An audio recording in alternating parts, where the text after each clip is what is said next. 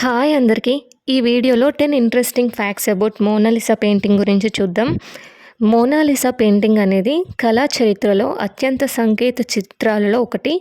16వ శతాబ్దంలో Leonardo DaVinci గారు painting చేశారు. ఈ పెయింటింగ్ లావ్రే మ్యూజియంలో పెట్టడానికి ముందు ఫ్రాన్స్ కోర్ట్ సేకరణలో ఉండేదంట. సో ఇప్పుడు ఈ పెయింటింగ్ ప్యారిస్లోని లావ్రేలోని మ్యూజియంలో బుల్లెట్ ప్రూఫ్ గ్లాస్ వెనకాల గ్యాలరీలో ఉంటుంది. ఎవ్రీ ఇయర్ కూడా మిలియన్స్ ఆఫ్ విజిటర్స్ మోనాలిసా పెయింటింగ్ని చూడడానికి ఈ మ్యూజియంని విజిట్ చేస్తూ ఉంటారు.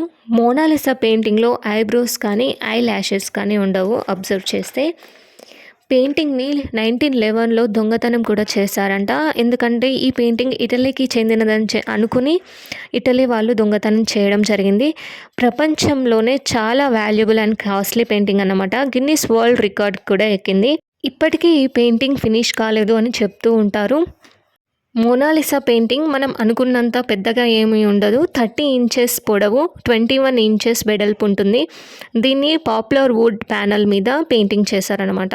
సో ఇన్నేళ్ళైనా పెయింటింగ్ మంచిగా కనిపించడానికి కారణం ఈ వుడ్ కూడా ఒక రీజన్ అయి ఉంటుంది.